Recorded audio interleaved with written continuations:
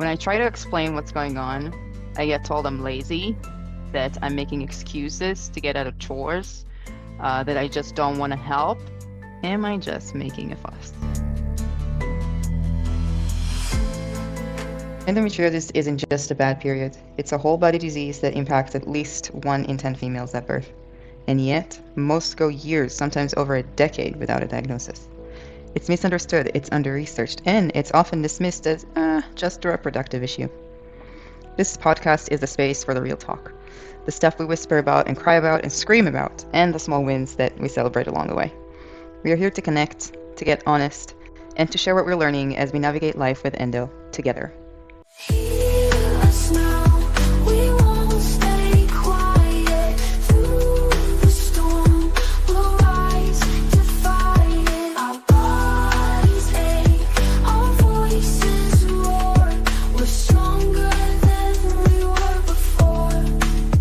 I'm Ruthie, a patient, a designer, an entrepreneur, and someone who has had enough and ready to talk about it. And I'm Sharon. I am a clinical mental health counselor and experienced life coach who's focusing on helping people recover from life-changing events and create the life that they want and deserve.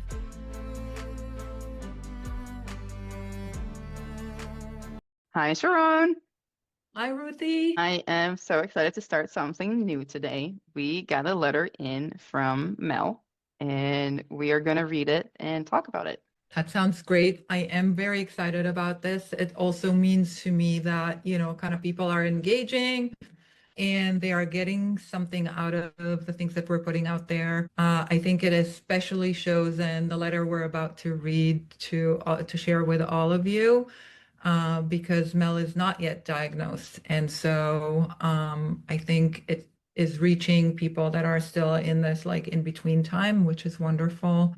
And I just wanted to add, Ruthie, before we start with her letter, that Mel did not want to come, she preferred to stay anonymous, from that perspective. But now that we are kind of picking this up and opening this chance for people to interact with us, you are welcome to send us letters. We will give you an opportunity to say if you want to be joining us for these conversations or not, because obviously one of the things that will happen here is we're going to read her letter and it will kind of stay with the facts that we know from the letter, and we cannot have this back and forth with Mel to have more information or see how that's working or not working, etc. Right. So try to think about it for the future. Yeah.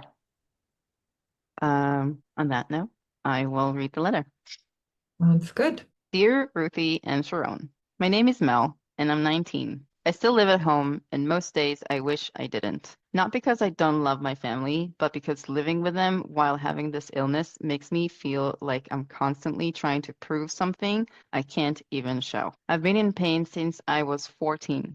At first, it was just during my period, which everyone said was normal, but now it's more than half the month. The pain starts low in my belly, then tightens like a fist in my back. Some days it stabs, other days it burns, and sometimes it's just presses and presses like something inside me wants out. A few weeks ago, I was sweeping the kitchen floor and everything started to spin. My face went cold, my ears rang, I gripped the counter, and everything around me just dimmed. I crouched down until I could breathe again. My mom walked in right then and looked down at me and said, "So now you can't even sweep." She wasn't trying to be cruel, I think. She just doesn't get it. But that moment broke something in me. When I try to explain what's going on, I get told I'm lazy, that I'm making excuses to get out of chores, that I just don't want to help. I hear jokes about how I always have something wrong or how conveniently I get sick when there's work to do. But believe me, I do everything I can and more, and I get sick doing it, and I really want to be part and help. I wish I could. What hurts the most is the silence in the doctor's office, the way my family shrugs or dismisses it when I try to describe what's happening. And they would say things like, "She's under a lot of stress," or "She's always been a little sensitive." I sit there trying to stay composed, trying to find the right words for something that feels like a knife dragging across my insides. and I feel small and I feel invisible. I've started going alone. It's scary, but at least when I speak, no one interrupts. I don't have a diagnosis yet. Every appointment feels pointless, but I've been reading and listening, and I think it might be endometriosis. If it is, I'm scared for what it means, but also kind of relieved because maybe I'm not crazy. Maybe I'm not lazy. Maybe I can finally stop apologizing. Mm. But am I just making a fuss?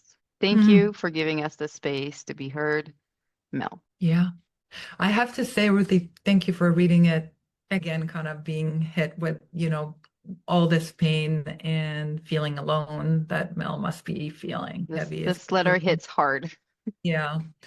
Yeah, and one of the things she talks about is something that I think we see in the community, right? Like we see sometimes posts like that about like I'm feeling alone, right? Like my family even doesn't understand me, which is what kind of Mel kind of highlights in her letter.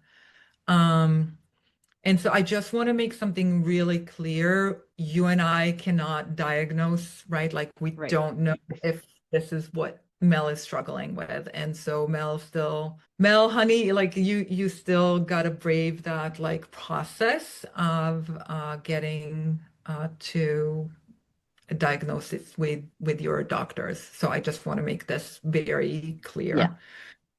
What Ruthie and I would, we can talk about is those shared feelings that we do see bubble up in our community. Sometimes it's friends, sometimes it's even family, and it sounds like Mel is still living with her, like she said at the beginning, she lives with her family and sometimes she wishes she didn't, right? And Yeah. I'm sure that I'm not sure.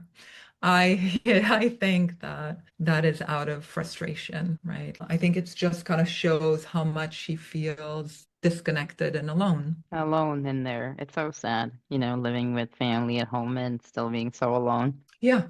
I think it even highlights more how much you're not connected, right? Right. Because here they are, they're right there. They're supposed to be there for me. This is the cut that hurts the most. Yeah. Like we expect them to be there for us and we like, because we would be there for you. How can you not see that I need you? Yeah. Yeah. And you bring, like even in that nuance that you just said, Ruthie, like you bring up an important part, right? Like with endo, like you don't see it. It is symptoms. It is Yeah. just symptoms. And to try and explain it to others, it's like you can't show like, look, I'm bleeding, like you see, like it's right here. And so that's very hard. Very much like, people who struggle with like anxiety and depression and, like things you can't show and point to. Yeah. Um, Also, pain is like so subjective to people because mhm. like different people would describe pain in different ways. And it's so, unfortunately, so easy to dismiss someone else's pain just because, You don't feel well, it if yourself. I would be in this much pain, I would be screaming and kicking and on the floor and not doing this. Like, we also get into like this comparison of like, we are doing this and hiding this for years. We're very good at hiding pain. Mhm. All of us. I haven't met one endometriosis patient who does not know how to hold. Like, she'll come to me like, looks like a normal person. It's like, I'm in so much pain today. I'm like, I'm so happy you told me because I would not know. Yeah. Yeah, it's that and the other side of it too, Ruthie, is that many people like will answer in the sense of like, well, I still did the dishes when I was sick and I Oh, had a yeah. headache. Like so again, it's the comparison, but from the other side, right? Yes. In essence, we are judging others without being in their body, right? And Yes. more so, obviously, we cannot be in their body. So that's like not the point I'm trying to make. What I am trying to make is we're not pausing for a second to say, like, hey, Mel, like you've been complaining about this many times. What's going on? Tell me Right. more. Tell me Right. more, right? Like this simple opening, right? Like this, what's going on? This has been several, like it's recurring thing. What is Right. going on? Should we go to the doctor together, right? Should we? And Right. I understand that Mel is sharing other things, but for those who might be at a different place, I guess in essence, like when I say this, I hope that it gives words to those that would like to hear that so that then they can take it and say, I wish you paused for a second. And it's okay for us to ask, right? I wish you paused for a second and ask me Right. how I'm really doing. Right. Feel very vulnerable to be in that position and to ask such a thing when we haven't been receiving it yet from the people that we really, really like thought it was like for sure they will. And so when we don't, we feel like we need to, what now I need to ask for it. Yes. And my I think heart the and answer is yes. my tough love answer is yes. We need to ask Yeah. for it. I want to And add on top of this actually, because as you just shared now, something kind of like dawned on me. I think Mhm. I'll put it in a side in like a nice parentheses. There are cruel people out there. And Mhm. if Mel, you're one of those people who have cruel family members, I am so sorry. My heart goes out to you. And the next part is not for you. But most reactions like this, it comes from like a place where people don't want to believe that you are that sick. It comes from a place of love. They really just want to believe that you're okay and you're just having a bad day, or you're not feeling like it. They don't want to believe that you are in that much pain. And I think understanding that connects really directly to what you just said, where we can like not in the heat of the moment where, we're screaming, in a screaming contest with each other, but like afterwards, if we can combine that understanding and say, hey, I know this is going to be hard to hear. It's hard for me too, but let's talk about it because that's not normal. Mhm. Yeah. And like you remind me of this topic that we're like right around, right? Like asking for our needs reminds Yes. me of there's this really great book. It's called Nonviolent Communication. It's by Marshall Rosenberg. And I highly recommend it for, like life. And I'm not going to go into like obviously it's a very big concept and very big shift in the way we communicate. And yet it is also very accessible and simple once you kind of like get it. And so I'm going to focus on part of it. And part of it is like the notion that we all have basic needs, right? We all, we need like our physical being needs. We have like connection needs. We have like meaning, right? Like purpose needs. We have autonomy needs, et cetera, et cetera. These are just our basic needs. And then there are parts of us that are like kind of make us alive, right? Like what are the things that when we focus on them, they really bring us, the fingerprint of who I am to life. And the moments that our needs aren't met, this is when we get like the feelings of, feeling Mm, scared, feeling alone, and feeling misunderstood, etc. Things that came up from Mel's letter. And I agree with you, Ruthie. It sounds to me like her parents or her family do care and probably aren't aware of where she is. I agree. And so Yeah. it sounds like there, unfortunately or fortunately, right? It's both. There needs to be a really honest conversation and a very vulnerable one because again, Mel will have to be the one kind of driving it, right? It will have to come from Right. Mel and she will have to kind of, like you said, at a moment when she's not in the intense feelings of I'm hurt again by them, to be able to come and say and share the vulnerability and share the parts that kind of say, I am feeling scared and I am feeling alone, right? These are the needs, these are the feelings that I feel when my need for connection and acceptance and love and support and being seen are not met. Yeah. So I am feeling, scared, alone, because my need to, and I just mentioned a few, I don't know which one will be the right one for Mel, right? It could be like love, compassion, connection, right? Acceptance, affection, it could be many of these, right? Nurturing, feeling nurtured or Seen, yeah. yeah, Even just like, okay, don't trusted, don't care for me, don't do right? anything. Just look at me and leave me alone. Like that could also be a progress in the Yeah. situation, sounds like. And so, for Mel, it will be to kind of like look into those like different needs and kind of pinpoint the ones that really echo how she feels, the needs that that her needs that aren't being met, which then lead to her feeling those feelings that she shared with us. I feel alone. I feel scared. I kind of feel abandoned is what I'm sensing between the lines that she hasn't named, but Yeah. sounds like, right? She's Um, alone in that, yeah. yeah, and in a way, I don't know if helpless, but somewhere around there, right? Yeah, Definitely going guarded alone to about them, appointments, have which, to fight yeah, with everybody. Yeah. yeah. You have to Um, like fight with the reality of yourself when everybody's telling you not. And I would add also that I'm sure part of the family's reaction is because medical gaslighting. Maybe the first two times they went to a doctor, the family was totally there for her trying to figure it out. But, just like we get completely tired, the people around us also get tired and get confused and can also believe that someone else says, no, this is nothing because they don't see anything. yeah, definitely minimize, right? Like she wrote, that she felt she didn't use the word minimize, but that's like what she was describing, that when Yeah. she was sharing with a doctor, her parents were minimizing it, right? Or whichever family member was with her Yeah.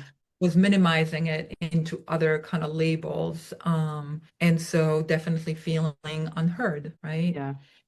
I wonder if Um, she has siblings. It's not clear from the letter. mhm, Because sometimes within like with a conversation with a sibling, it might be a little easier to try to get an in to the family dynamics.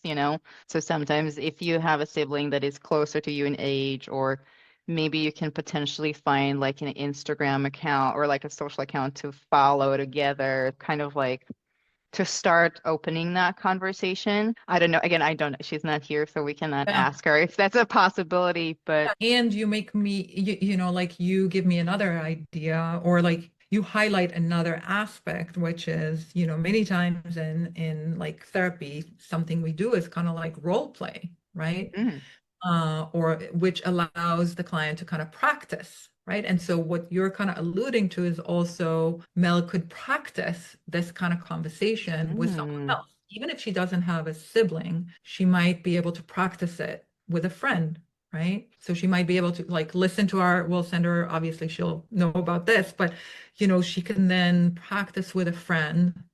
Um, how do I have this conversation with my parents, right? So they can both her and the friend or the family member or whoever she trusts that is still kind of giving her a sense of being heard, to practice together.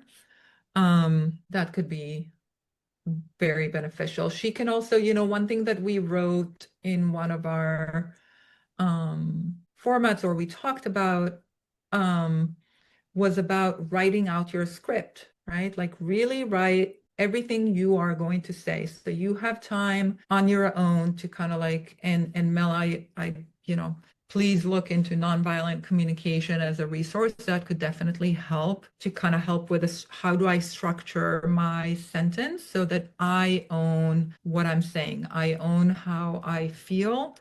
And I share that I feel that because I am not getting um, my needs are not being met, and which needs are those, right? And so really being vulnerable opens it up for them to kind of really have a better clarity into what's going on. And the other thing it does is obviously removes kind of like the defense, right? right. Um, so allows them to have like a clearer view into what's going on.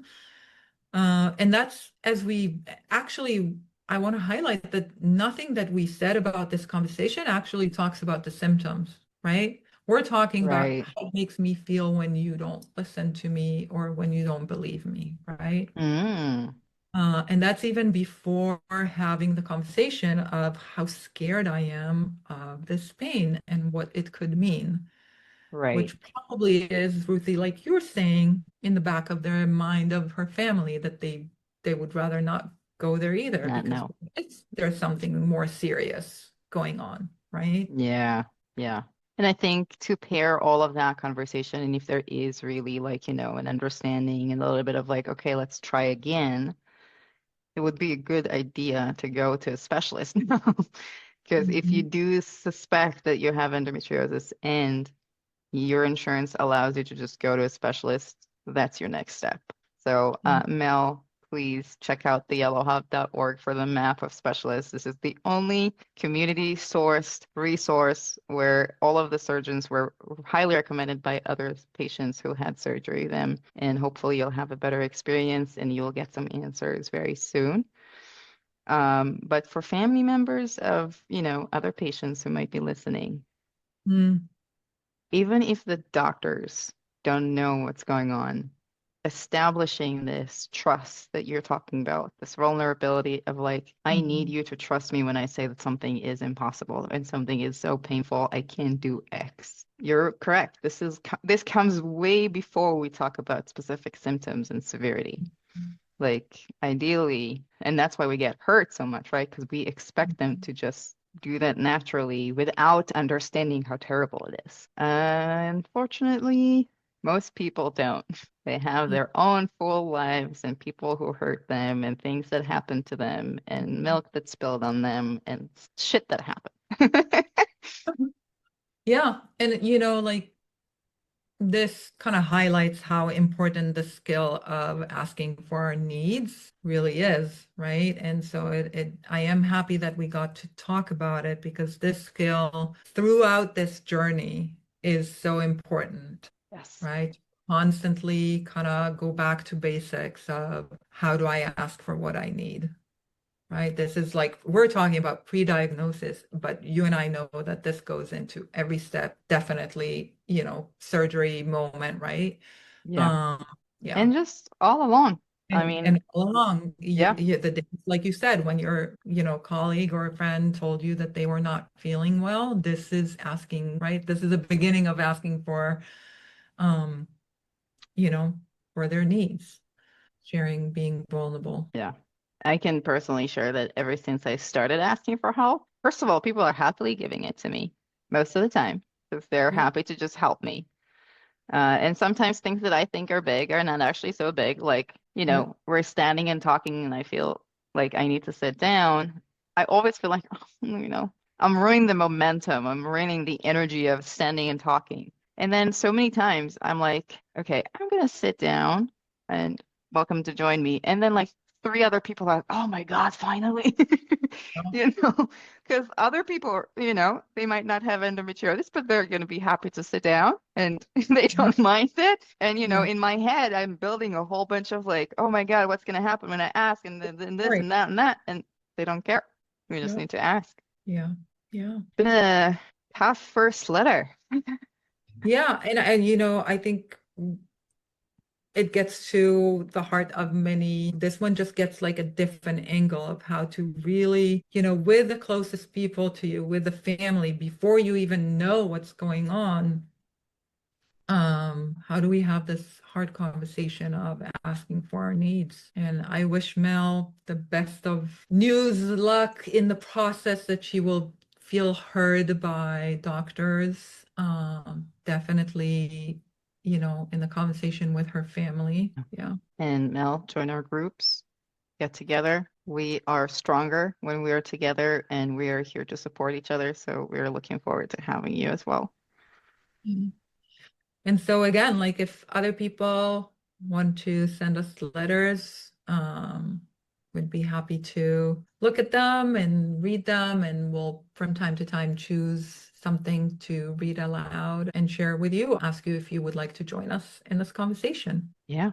Thank you, Mel, for being so brave and vulnerable with us. This is the first step of asking for help. So you already did that. You Awesome. have that going. got Absolutely. that going, and hopefully we gave you a good enough experience to try that again with someone else. Thank you, Sharon, and we'll be here next week with another letter.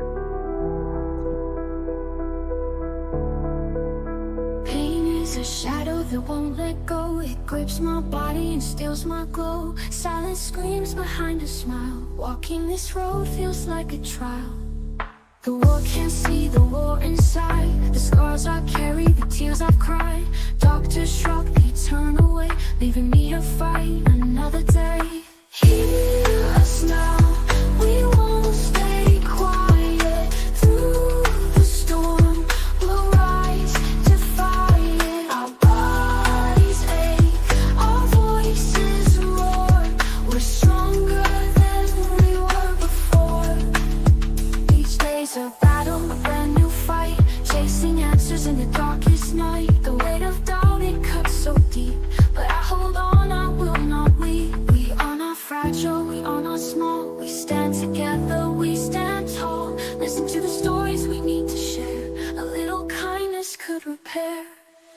Hear us now, we won't stay quiet. Through the storm, we'll rise to fight it. Our bodies ache, our voices roar. We're stronger than we were before.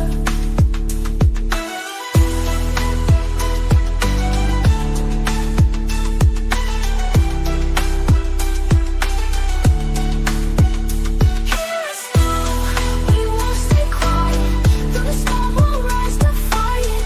Our bodies ache, our voices roar. We're stronger than we were before.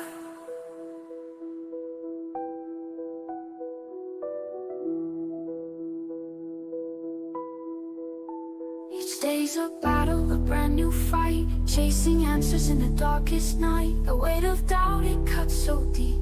But I hold on, I will not weep. Hear us now, we won't stay quiet. Through the storm, we'll rise to fight it. Our bodies ache, our voices roar. We're stronger than we were before.